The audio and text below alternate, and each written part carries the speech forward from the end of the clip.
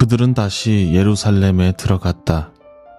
예수께서 성전 뜰에서 거닐고 계실 때 대제사장들과 율법학자들과 장로들이 예수께로 와서 물었다. 당신은 무슨 권한으로 이런 일을 합니까? 누가 당신에게 이런 일을 할 수 있는 권한을 주었습니까? 예수께서 그들에게 말씀하셨다. 나도 너희에게 한 가지를 물어보겠으니 나에게 대답해 보아라. 그러면 내가 무슨 권한으로 이런 일을 하는지를 너희에게 말하겠다.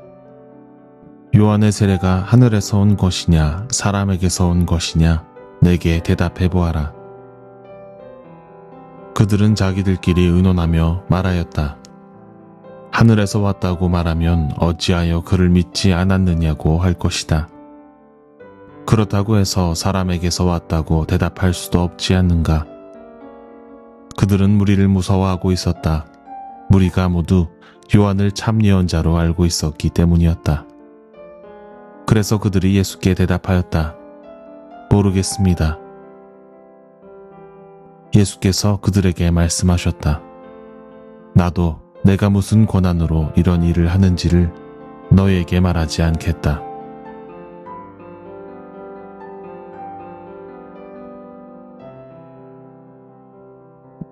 마가복음서 11장 27절에서 33절까지의 말씀입니다.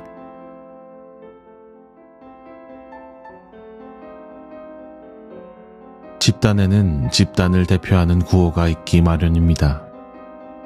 구호는 집단 밖으로는 그들을 선전하고 집단 안으로는 구성원의 소속감을 북돋기에 참 좋은 방법이기 때문입니다. 일례로 다른 사람들이 알아듣지 못하도록 일부러 만들어낸 단어, 은어도 저들만의 소속감을 고양시키는 일종의 구호라고 이해할 수 있겠습니다. 이처럼 구호는 단순한 언어가 아니죠. 구호를 소유한 이가 쉽게 집단에서 권력을 차지할 만큼 구호는 한 집단을 구성하는 힘입니다. 그래서 구호는 곧잘 맹신의 대상이 됩니다.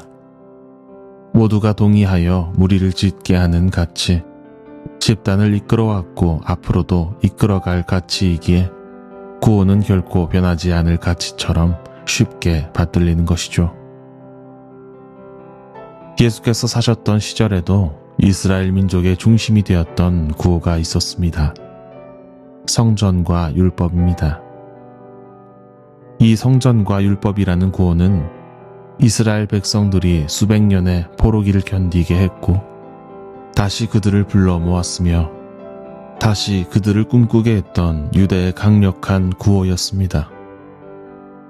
그러므로 성전을 지키고 율법을 해석할 권한을 가진 이들 또한 그야말로 막강한 권세를 가졌던 것이죠. 본문 27절은 이스라엘 구호를 소유한 이들을 대제사장들과 율법학자들과 장로라고 소개합니다. 이 집단 중에서 대제사장들이라고 불리는 이들은 현직 대제사장뿐만 아니라 유사시의 대제사장을 대신할 제사장, 퇴임한 대제사장 등을 포함하기 때문에 여러 명의 대제사장으로 이해하는 것보다 고위 제사장 무리로 이해하는 편이 적확하겠습니다. 여하튼 예수께로 왔던 그들, 곧 고위 제사장들과 율법학자와 장로들은 유대의 정치적, 종교적 최고 법원의 역할을 했던 사내들인을 구성하는 새 집단이었습니다. 토라의 해석과 제사에 대한 권한을 가졌던 이들이 이처럼 유대 사회에서 강력한 권세를 가졌던 것입니다. 1세기 로마의 역사가이자 정치가였던 플라비우스 요세푸스는 유대인들에 대한 그들의 막강한 권세에 대해서 이렇게 설명합니다.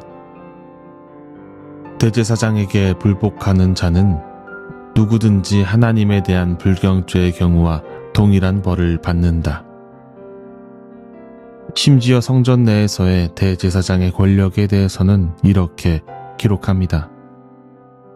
성전의 제한 구역들을 통행하지 말라는 엄령과 이에 관한 즉결 처형에 대한 경고가 헬라어와 로마어로 쓰여 있었다. 적어도 성전 내에서 제사장이 가진 힘은 이스라엘인뿐만 아니라 이방인들에게도 적용되었던 것입니다. 로마 제국으로부터 성전과 성전산에 대한 최종적인 권한을 위임받았기 때문입니다. 이처럼 이들의 권력은 유대 공동체뿐만 아니라 그들을 다스리던 로마 제국에게도 성가신 것이었습니다. 하여 로마는 적어도 유대민 중의 구심점이 되었던 구호이자 상징인 성전에서만큼은 제사장들의 권한을 용인했던 것이었습니다. 그러므로 앞서 예수께서 성전을 정화하시며 말씀하셨던 성전을 강도들의 소굴로 만들었다는 비난은 성전에서 짐승을 매매하고 환전하던 이들을 향한 것이 아닙니다. 예수께서 하신 비난은 그보다 제사장들을 향한 직접적인 비난이었습니다. 성전 내의 모든 활동이 대제사장의 권한에 의해 자리했기 때문입니다. 이러므로 예수께서 다시 예루살렘으로 들어오셨을 때 권력자들은 그들을 비난했던 예수께 대하여 묻습니다. 28절 말씀입니다. 당신은 무슨 권한으로 이런 일을 합니까? 누가 당신에게 이런 일을 할 수 있는 권한을 주었습니까? 그들이 이와 같은 질문을 할 수 있던 것은 그들에게는 유대의 역사와 전통을 통해 물려받은 권한이 있었기 때문입니다. 그들에게는 로마에 의해서 보증된 성전산에 대한 권한이 있었기 때문입니다. 그들은 이렇게 정치적으로, 종교적으로 담보된 구호를 소유했습니다. 그러므로 그들의 눈에 일개 선지자에 불과했던 예수는 감히 그들의 구호를 빼앗을 만한 이가 못 되었습니다. 이에 예수께 대하여 묻는 것이죠. 누가 당신에게 이런 일을 할 수 있는 권한을 주었습니까? 지독한 질문입니다. 그들 자신이 가진 권한을 강조하는 동시에 예수를 딜레마에 빠뜨리는 질문입니다. 혹 예수께서 합당한 권한이 없다고 답한다면 그에게는 백성에 대한 선지자적 권위가 없노라고 백성을 선동할 수 있고, 합당한 권한이 있다고 답한다면 그가 로마에 맞서는 정치적인 권한을 주장했노라고 문제를 제기할 수 있는 그야말로 지독한 질문입니다. 그런데 예수께서는 반대로 그들에게 묻습니다. 30절입니다. 요한의 세례가 하늘에서 온 것이냐 사람에게서 온 것이냐 내게 대답해 보아라. 우리는 요한의 권세가 하나님으로부터 온 것처럼 예수의 권세도 직접적으로 하나님으로 소급될 수 있음을 압니다. 그러나 고위제사장, 율법학자, 장로들은 예수의 질문에 답하지 못했습니다. 그들이 딜레마에 빠졌기 때문입니다. 그들은 세례 요한이 말하는 바를 믿고 그대로 살지 않았기 때문에 요한의 세례를 긍정할 수 없었고, 그들은 유대의 무리들이 세례 요한을 참 예언자로 알고 있었기 때문에 요한의 세례를 부정할 수 없었습니다. 이 이야기의 중심은 예수 그리스도의 사역을 가능하게 했던 권세의 원천에 대한 질문입니다. 그러므로 이후의 본문 마가복음 12장에서 포도원 소작인의 비유가 등장하지요.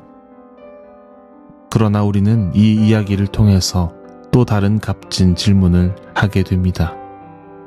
어쩌면 우리도 이스라엘 백성처럼 대제사장이나 장로, 율법학자처럼 하나님의 구호를 소유했노라고 여기지는 않았는지요. 고위제사장들과 율법학자, 장로들이 가진 권한은 이스라엘 민족을 위해서 율법을 주시고 성전을 통해 그들과 함께 계셨던 하나님의 뜻으로부터 비롯되었습니다. 그러나 어느새 맹신의 대상에 불과하게 된 그들의 구호는 결국 하나님의 뜻을 가렸고 도리어 하나님이신 예수께 비난을 받게 됩니다. 우리는 역사 속에서 이 같은 장면을 많이 봅니다. 약 200년에 걸쳐 이루어진 십자가 전쟁은 데우스 불트, 하나님이 바라신다라는 구호로 시작되었습니다. 중세를 지배한 마녀 사냥과 종교 재판도 30년 전쟁도 모두 하나님의 이름으로 자행되었습니다. 하나님의 이름으로 외쳐지는 모든 구호가 옳은 것이 아닙니다. 한 번 옳았던 구호라 하여 변함없이 옳은 것도 아닙니다. 하나님께서 세례 요한을 통해 그리고 인간 예수를 통해 무리들로 참 예언자의 소식을 듣게 하셨듯 하나님은 언제고 당신의 뜻을 새로 밝힐 수 있습니다. 그러므로 우리 끊임없이 하나님을 물어야 합니다. 예수 그리스도의 가르침을 고민해야 합니다. 비록 그 모습이 비틀거리는 것처럼 보일지라도 스스로 반성하고 공동체를 살펴야 합니다. 청파의 교우 여러분, 우리 청파교회에도 참 좋은 구호가 있습니다.